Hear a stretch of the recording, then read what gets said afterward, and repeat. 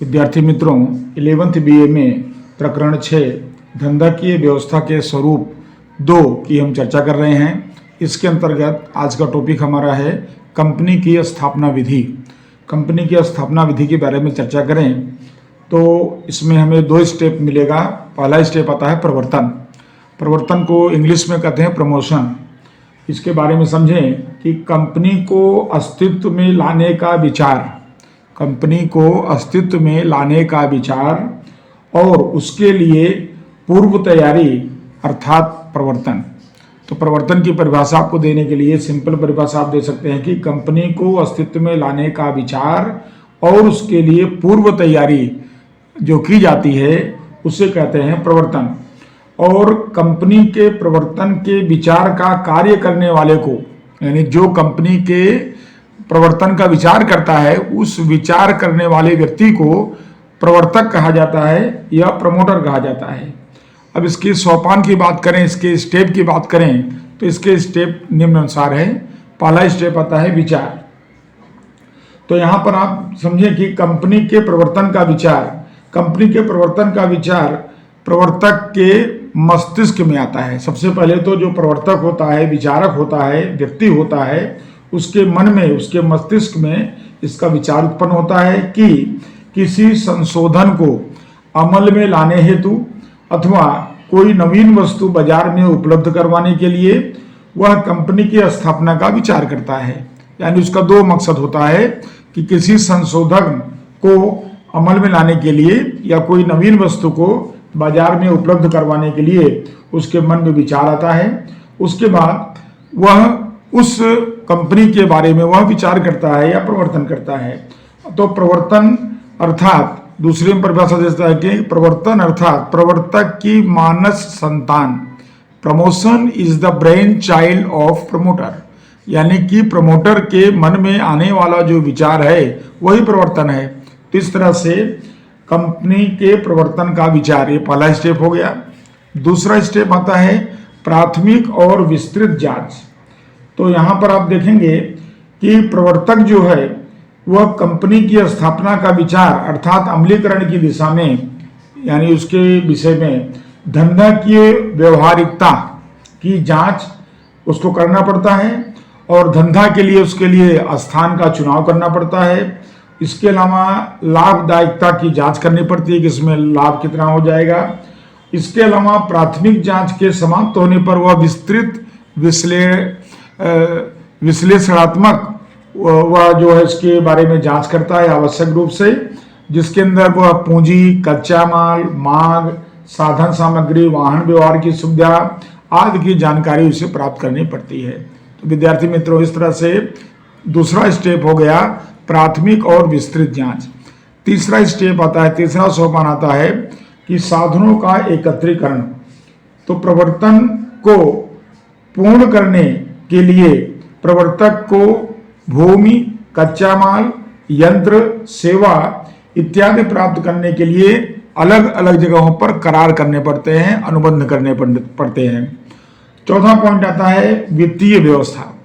वित्तीय व्यवस्था में हम बताएंगे कि साधनों की और संपत्ति को एकत्र करने के लिए पूंजी कहां से आएगी और किस प्रकार की पूंजी प्राप्त की जाएगी, इसका विचार करना पड़ता है।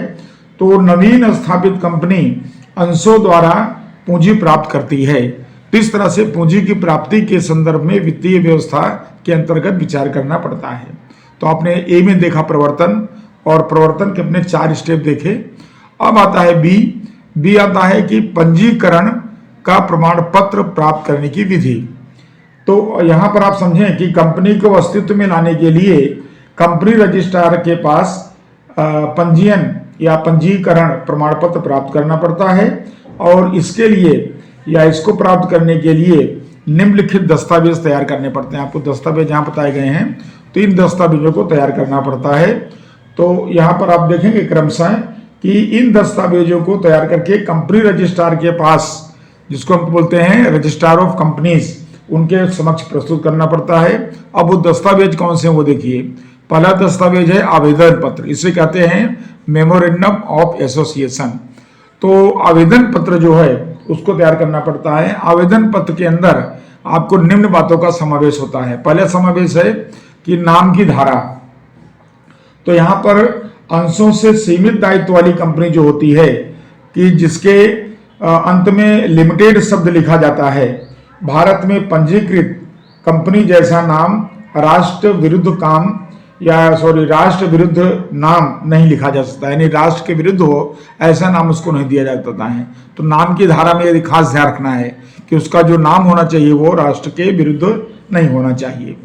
उसके बाद आता है बी के अंतर्गत आता है पंजीकृत या जो कार्यालय को पंजीकरण कराया गया है उस कार्यालय का पता। यहां पर आपको बताना कि कंपनी रजिस्ट्रार तथा आम जनता की कंपनी के साथ पत्र व्यवहार कर सके, इसलिए न्यायालय का अधिकार क्षेत्र निश्चित किया जाता है कि उसका न्यायालय का अधिकार क्षेत्र कहाँ होगा, और उसके लिए कंपनी को पंजीकृत कार्यालय का पता भी दर्शाना पड़ता है। तो पहला नाम हो गया, राष्ट्र के विरुद्ध नहीं होना चाहिए। दूसरा आता है पंजीकृत कार्यालय का पता, यहाँ पर उससे संबंधित जो वर्ग हैं वह पत्र व्यवहार कर सकें इसलिए उसका पता देना चाहिए। और उसके बाद आता है ध्येय अथवा उद्देश्य की धारा। इसके अंतर्गत बताएंगे कि आवेदन पत्र की सबसे महत्वपूर्ण धारा है। इस धारा के अंतर्गत कंपनी का उद्देश्य क्या है या कंपनी कौन सा धंधा करेगी, जिस उद्देश्य के लिए कंपनी का स्थापना की गई है उसके अतिरिक्त अन्य उद्देश्य के लिए कंपनी कार्य नहीं कर सकती है। जो उद्देश्य उसने आवेदन पत्र में दर्शाया है वही उद्देश्य इससे संबंधित व उसी हेतु से संबंधित वो धंधा कर सकती है। उसके बाद आता है डी उत्तरदायित्व। कंपनी के सदस्यों का दायित्व सीमित है या असीमित है या गारंटी द्वारा सीमित है, इसका उल्लेख आवेदन पत्र में किया जाता है। फिर आता है पूंजी की धारा। पूंजी की धारा के अंतर्गत अधिकृत पूंजी का विभाजन निश्चित रकम में कितने अंशों में किया गया है उसकी जानकारी दी जाती है और यह सूचित भी किया जाता है। तो कुल पूंजी कंपनी की जो है उसको 100 रुपए में, 10 रुपए में, ऐसे कितने भागों में किया गया है उसकी जानकारी यहाँ देनी पड़ती है। अगला है स्थापना की कलम। स्थापना की कलम में सार्वजनिक कंपनी अगर है तो कम से कम 7 सदस्य, और निजी कंपनी है तो कम से कम 2 सदस्यों के हस्ताक्षर सहित यह निवेदन देना पड़ता है कि वे कंपनी की स्थापना करने के लिए इच्छुक हैं या वे कंपनी की स्थापना करना चाहते हैं। तो आपको ध्यान रखना है इसके अंदर सार्वजनिक कंपनी में कम से कम 7 सदस्य और निजी कंपनी है तो 2 सदस्यों को जो है वहां पर हस्ताक्षर के द्वारा निवेदन देना पड़ता है कंपनी को चालू करने के लिए वे इच्छुक हैं या चालू करना चाहते हैं। अब आता है दूसरा पॉइंट इसमें, नियमन पत्र, जिसको कहते हैं आर्टिकल्स ऑफ एसोसिएशन। तो आर्टिकल्स ऑफ एसोसिएशन या नियमन पत्र क्या है इसके बारे में जाने तो नियमन पत्र में कंपनी के आंतरिक प्रबंधन के नियम को कहते हैं नियमन पत्र। यानी यह दस्तावेज कैसा है, इसमें कंपनी के आंतरिक प्रबंधन का नियम लिखा होता है, दर्शाया होता है। आवेदन पत्र की सीमा में रहकर नियमन पत्र में कंपनी का संचालन कैसे किया जाएगा उसके नियम बताए जाते हैं, और इसमें सदस्यों का अधिकार, फिर अंश का हफ्ता कैसे मंगाया जाएगा, अंश जब्ती अगर है तो कैसे होगी, संचालक मंडल के अधिकार बताए जाएंगे। तो इन सब नियमों का समावेश जो है वो आर्टिकल्स ऑफ एसोसिएशन में होता है। आवेदन पत्र का तथा नियमन पत्र का पंजीकृत होने से ये दोनों दस्तावेज सार्वजनिक दस्तावेज बन जाते हैं, यानी इनको सार्वजनिक कर दिया जाता है। तो इस तरह से आपने देखा, पहला देखा आपने आवेदन पत्र मेमोरेंडम ऑफ एसोसिएशन, दूसरा देखा आपने नियमन पत्र जिसके अंदर आर्टिकल्स ऑफ एसोसिएशन जिसको हम आंतरिक प्रबंधन भी कहते हैं। अब आता है तीसरा पॉइंट इसके बाद, संचालकों की सूची। संचालक के रूप में जो व्यक्ति काम करने के लिए तैयार हैं उनका नाम, उनका पता, उनका उम्र, उनका व्यवसाय क्या है, उनकी राष्ट्रीयता क्या है, ये सब दर्शा करके उस सूची को रजिस्ट्रार के समक्ष पंजीकृत करवाना पड़ता है। कंपनी के संचालकों में कम से कम एक महिला संचालक भी होना चाहिए। तो आपको संचालकों की सूची में ये ध्यान रखना है। चौथा पॉइंट है संचालकों की लिखित सहमति। अब संचालकों की लिखित सहमति में जिनका नाम संचालक के रूप में दर्शाया गया हो वह संचालक के रूप में काम करने के लिए तैयार हैं, ऐसी लिखित सहमति उनकी देनी पड़ती है रजिस्ट्रार के समक्ष। पांचवा पॉइंट है अन्य कंपनी में हित संबंधी निवेदन। कंपनी के संचालक, मैनेजर, सेक्रेटरी अथवा भरपाईकर्ता यदि अन्य कंपनी में उनका कोई हित है, कोई संबंध है, तो उस विषय में भी निवेदन में पंजीकृत करवाना पड़ता है, उसकी जानकारी देनी पड़ती है। और अंतिम पॉइंट, छठा पॉइंट है कानूनी व्यवस्थाओं के पालन का निवेदन। कंपनी पंजीकरण के लिए सभी कानूनी व्यवस्थाओं का पालन किया गया है, जिसका निवेदन नियत फॉर्म में भरकर कंपनी रजिस्ट्रार के समक्ष पंजीकरण करवाना पड़ता है। तो विद्यार्थी मित्रों, इस तरह से जो है कंपनी को प्रारंभ करने के लिए आवेदन पत्र, नियमन पत्र, संचालकों की सूची, संचालकों की लिखित सहमति, अन्य कंपनी में हित संबंधी निवेदन और कानूनी व्यवस्थाओं का पालन का निवेदन कराना पड़ता है। इतना सब हो जाने के बाद उसके बाद आता है कि उपर्युक्त जो दस्तावेज हैं वो तैयार करके पंजीकरण का शुल्क भरना पड़ता है। पंजीकरण का शुल्क भरने के बाद कंपनी का रजिस्ट्रार उन दस्तावेजों को जांच करता है और जांच करने के बाद उसे संतोषजनक लगता है तो वह कंपनी को अपनी पुस्तक में पंजीकरण कर लेता है, यानी उनका पंजीकरण कर देता है। और यह विधि समाप्त होने के बाद रजिस्ट्रार जो है वो पंजीकरण का प्रमाण पत्र देता है कि भाई ये संस्था या यह कंपनी चालू करने योग्य है, ऐसा प्रमाण पत्र देता है। पंजीकरण प्रमाण पत्र में जो दिनांक दर्शाई गई हो उसी दिन से कंपनी अपना धंधा प्रारंभ कर सकती है, ऐसा माना जाता है। उसके बाद कंपनी रजिस्ट्रार कंपनी को पंजीकरण प्रमाण पत्र देने के साथ कंपनी का पहचान नंबर देता है। पहचान नंबर को बोलते हैं कॉर्पोरेट आइडेंटिफिकेशन नंबर। तो ये नंबर भी रजिस्ट्रार उसको सुपुर्द करता है, उसको देता है या उसको आवंटित करता है। यह कंपनी की पहचान होती है और इसका समावेश कंपनी पंजीकरण प्रमाण पत्र में किया जाता है। कंपनी का जब तक विसर्जन न हो तब तक कंपनी द्वारा प्रस्तुत किए गए मूल दस्तावेज में या सूचना पत्रक में कंपनी रजिस्ट्रार में उसे सुरक्षित रखे जाते हैं। तो सूचना पत्रक उसको सुरक्षित रखा जाता है कंपनी रजिस्ट्रार के पास। निजी कंपनी जो होती है यह विधि पूर्ण के पश्चात धंधा प्रारंभ कर सकती है, जो अगर निजी कंपनी है तो। लेकिन अगर सार्वजनिक कंपनी है तो सार्वजनिक कंपनी को विज्ञापन पत्र निर्गमित करके लघुत्तम भरपाई की शर्तें पूर्ण करने के पश्चात ही अंशों का वितरण वो कर सकती है। तो विद्यार्थी मित्रों, इस तरह से हमारा एक पॉइंट यहाँ पूरा होता है और वो पॉइंट हमारा था कि कंपनी की स्थापना की विधि। तो हमने स्थापना की विधि में इन सारी बातों को चर्चा किया। अब हम देखते हैं थोड़े इसमें कुछ अंतर दिए गए हैं, उसको मैं आपको डायरेक्ट बुक से समझा देता हूँ इसके अंदर। तो आप देखेंगे पहला अंतर यहाँ पर दिया गया है, आप एक बार खाली देखेंगे, ऐसे आपने सब पढ़ लिया है, खाली आपको जानकारी लेना है। साझेदारी पीढ़ी और कंपनी में अंतर पहला है।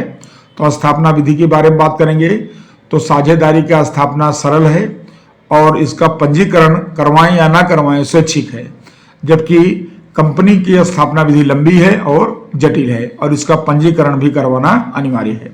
सदस्य की संख्या बताएंगे कि साझेदारी में कम से कम 2 और अगर 464 की धारा के अनुसार कहें तो 100 से अधिक जो है इसके अंदर सदस्य नहीं हो सकते हैं। लेकिन 2014 के नियम के मुताबिक जो है सरकार श्री ने साझेदारी की महत्तम संख्या 50 की है, तो यानी कि न्यूनतम 2 और अधिकतम 50। यहाँ पर अगर सार्वजनिक कंपनी है तो कम से कम 7 सदस्य और अधिक से अधिक असीमित, और अगर निजी कंपनी है तो कम से कम 2 सदस्य होने चाहिए। उसके बाद आता है पूंजी। तो यहाँ पर आप देखें कि साझेदारी में कम प्रमाण में पूंजी चाहिए, जबकि कंपनी स्वरूप में विशाल पैमाने पर पूंजी चाहिए। हिस्से या हित की बात करें या हस्तांतरण की बात करें तो अन्य साझेदार की सहमति के बिना कोई भी साझेदार अपने हिस्से का हस्तांतरण नहीं कर सकता है, जबकि कंपनी स्वरूप में सदस्य अपने अंशों का हस्तांतरण सरल और मुक्त रूप से कर सकता है, यानी वो शेयर बाजार में अपने अंशों को खरीद बेच सकता है, उसके लिए छूट है। दायित्व की बात करें तो साझेदारी पीढ़ी में दायित्व असीमित होता है, जबकि यहाँ पर सीमित दायित्व वाली अगर कंपनी है तो वहाँ पर अंशधारक व्यक्तिगत रूप से उत्तरदायित्व नहीं उनका होता है। संचालन की दृष्टि देखा जाए तो पीढ़ी का संचालन सदस्य स्वयं ही करते हैं, जो साझेदार होता है वही संचालक होता है। यहाँ पर क्या होता है कि कंपनी में अंशधारक द्वारा चुने गए संचालक मंडल जो है वह कंपनी का संचालन करते हैं। आयु की बात करें तो दीर्घकालीन की दृष्टि से देखा जाए तो साझेदारी का आयु कम होता है, क्योंकि यहाँ पर किसी साझेदार की मृत्यु हो जाए, दिवालिया हो जाए, उसका मानसिक संतुलन बिगड़ जाए तो कंपनी की साझेदारी पेढ़ी का विसर्जन हो जाता है। यहाँ पर ऐसी कोई स्थिति नहीं है। किसी के मृत्यु या दिवालिया या मानसिक असंतुलन की स्थिति में कंपनी के अस्तित्व पर कोई प्रभाव नहीं पड़ता है, इसलिए इसका आयु कैसा है, दीर्घकाल है। फिर रहस्यों की गोपनीयता, यहाँ पर गोपनीयता बनी रहती है क्योंकि वह कम लोगों में जो है बटी रहती है, लेकिन यहाँ पर गोपनीयता रखना मुश्किल है कंपनी स्वरूप में, क्योंकि यहाँ पर सदस्य बहुत ज़्यादा होते हैं। परिवर्तनशीलता, साझेदारी परिवर्तनशील है और कंपनी स्वरूप जो है वो इसका परिवर्तन बहुत कठिन है, क्योंकि उसके लिए बहुत सारी विधि करनी पड़ती है। व्यक्तिगत संपर्क की बात करें तो साझेदारी में सीधा संपर्क होता है ग्राहकों के साथ, कर्मचारियों के साथ, जबकि यहाँ पर कंपनी स्वरूप में ऐसा अभाव देखने को मिलता है। अंत में है विसर्जन। कंपनी साझेदारी करार के अनुसार साझेदारी पेढ़ी अथवा साझेदार जब चाहें तब उसका अंत ला सकते हैं, जबकि कंपनी विसर्जन कानून का पालन करते हुए उसका विसर्जन हो सकता है, अन्यथा नहीं। दूसरा अंतर यहाँ पर दिया गया है और इस अंतर में आप देखेंगे निजी कंपनी और सार्वजनिक कंपनी का अंतर। अब ये सारी चीजें हम बड़े प्रश्नों में अभ्यास कर चुके हैं, खाली इनके अंतर के बारे में हम देख रहे हैं इसके अंदर कि इनका अंतर किस तरह से दोनों में है। तो देखिए, सदस्य संख्या निजी कंपनी में कम से कम 2 और महत्तम 2 से ज्यादा नहीं, और सार्वजनिक कंपनी में कम से कम 7 और अधिकतम कोई नियंत्रण नहीं। फिर अंश का हस्तांतरण निजी कंपनी में नियंत्रित है, उस पर नियंत्रण रखा गया है, और यहाँ पर मुक्त है सार्वजनिक कंपनी में। सार्वजनिक जनता का आमंत्रण, तो अगर निजी कंपनी है तो अपने अंश या डिबेंचर के लिए खरीदने के लिए वो सार्वजनिक जनता को आमंत्रण नहीं दे सकती है, जबकि सार्वजनिक कंपनी आमंत्रण दे सकती है अपने शेयर या डिबेंचर को खरीदने के लिए या बेचने के लिए। फिर उसके बाद एक व्यक्ति की कंपनी, अगर निजी कंपनी है तो वह एक व्यक्ति की कंपनी हो सकती है, लेकिन सार्वजनिक कंपनी एक व्यक्ति की कंपनी नहीं हो सकती है। संचालकों की संख्या, निजी कंपनी में कम से कम 2 संचालक होने ही चाहिए, और अगर सार्वजनिक कंपनी है तो कम से कम 3 संचालक होने चाहिए। कंपनी का नाम, अगर निजी कंपनी है तो उसके लिए कंपनी के नाम के पीछे प्राइवेट लिमिटेड शब्द, जिसको जो सीमित दायित्व वाली है, और अगर असीमित दायित्व वाली है तो प्राइवेट शब्द लिखना जरूरी है। और अगर सार्वजनिक कंपनी है तो सीमित दायित्व वाली कंपनी अगर है तो पीछे उसके शब्द लिखा जाएगा, लिमिटेड शब्द लगाना जरूरी है। नियमन पत्र में है तो नियम पत्र जो तैयार किया जाता है रजिस्ट्रार के सम्मुख पंजीकरण करवाना यहाँ पर अनिवार्य है, जबकि यहाँ पर क्या है, सार्वजनिक कंपनी में नियमन पत्र तैयार न किया गया हो तो उस परिस्थिति में परिशिष्ट 1 में निर्दिष्ट किए गए नमूने मॉड्यूल के अनुसार आर्टिकल्स में अपने आप को लागू हो जाता है, यानी यहाँ जरूरी नहीं है। लघुत्तम भरपाई, तो यहाँ पर ये लघुत्तम भरपाई का नियम लागू नहीं पड़ता है निजी कंपनी में, और सार्वजनिक कंपनी में लागू पड़ता है। और अंत में नए अंश जो है, यदि कंपनी निर्गमन करना चाहती है तो वर्तमान सदस्यों के अलावा अन्य किसी को भी अंश दिए जा सकते हैं, और यहाँ पर वर्तमान सदस्यों को जो है प्राथमिकता दी जाती है। पहले वर्तमान सदस्य को जो है नए अंश दिए जाते हैं, उनको प्राथमिकता दी जाती है। अब आता है अंतिम अंतर है सहकारी मंडली और कंपनी। सहकारी मंडली में देखिए, इसका हमने अर्थ देखा था कि स्वैच्छिक रूप से संगठित हुए व्यक्तियों के मंडल को क्या कहते हैं, सहकारी मंडली कहते हैं, और लाभ प्राप्त करने के उद्देश्य से इकट्ठे हुए व्यक्तियों को स्वैच्छिक मंडल को क्या कहते हैं, कंपनी कहते हैं। ध्येय, इसका उद्देश्य सेवा, आर्थिक विकास, सुदृढ़ता। लाभ का उद्देश्य यहाँ गौण होता है और यहाँ लाभ का उद्देश्य मुख्य होता है। सदस्य की संख्या, कम से कम सहकारी मंडली में 10, अधिकतम कोई मर्यादा नहीं, और सार्वजनिक कंपनी में कम से कम 7, अधिकतम कोई मर्यादा नहीं, जबकि निजी कंपनी है तो 2 कम से कम और अधिकतम है 200। स्थापना की विधि, तो सहकारी मंडली का स्थापना विधि कंपनी की तुलना में सरल है, जबकि यहाँ पर स्थापना की विधि प्रमाण में दीर्घ और जटिल है, यानी खर्चीली भी है और जटिल भी है। प्रबंधन, यहाँ प्रबंधन प्रजातांत्रिक ढंग से प्रति सदस्य एक मत दिया जाता है, और यहाँ पर केवल सिद्धांत में ही प्रजातांत्रिक प्रबंध है, जबकि वास्तव में ऐसा नहीं है। प्रति अंश मत होने या प्रति शेयर मत होने से प्रजातंत्र का विचार यहाँ भ्रामक हो जाता है। उसके बाद है अंश, एक ही समान अधिकार वाले तथा एक ही प्रकार के अंशों का यहाँ निर्गमन होता है। और यहाँ पर इक्विटी शेयर और चाहिए तो प्रेफरेंस शेयर, ऐसे अलग अलग शेयर, अलग अलग अंशों का यहाँ पर जो है प्रकाशित किया जाता है, निर्गमित किया जाता है। उसके बाद आता है अंश का हस्तांतरण तथा सदस्य पद का अंत।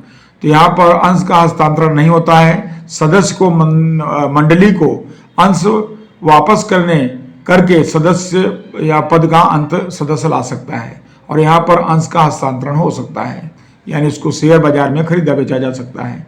फिर अंश पूंजी का प्रभाव, यहाँ पर अंश पूंजी पर प्रभाव कैसा होगा, तो मंडली का सदस्य मंडली को अंश वापस करके अपनी पूंजी को ले लेता है, इसलिए पूंजी कोष में कमी आ जाती है। और यहाँ पर सदस्य अंशों का क्रय विक्रय से पूंजी कोष पर कोई प्रभाव नहीं पड़ता है, एक बेचता है दूसरा खरीदता है तो अंश पूंजी पर कोई असर नहीं होता है। और अंतिम पॉइंट है लाभ का उपयोग। यहाँ पर लाभ का उपयोग कानूनी प्रावधान के अधीन रहकर सदस्यों को डिविडेंड देने, सदस्यों को लाभार्थ के लिए होता है, जबकि यहाँ पर लाभ का निश्चित भाग सदस्यों को डिविडेंड के रूप में दिया जाता है। तो विद्यार्थी मित्रों, इस तरह से हमारा चैप्टर नंबर 6 धंधा की व्यवस्था के स्वरूप 2 यहाँ पूरा होता है। हमने सारे बड़े प्रश्न देख लिए। अगले वीडियो में हम एक वाक्य प्रश्नोत्तर और वैकल्पिक प्रश्नोत्तरों की चर्चा करेंगे। धन्यवाद।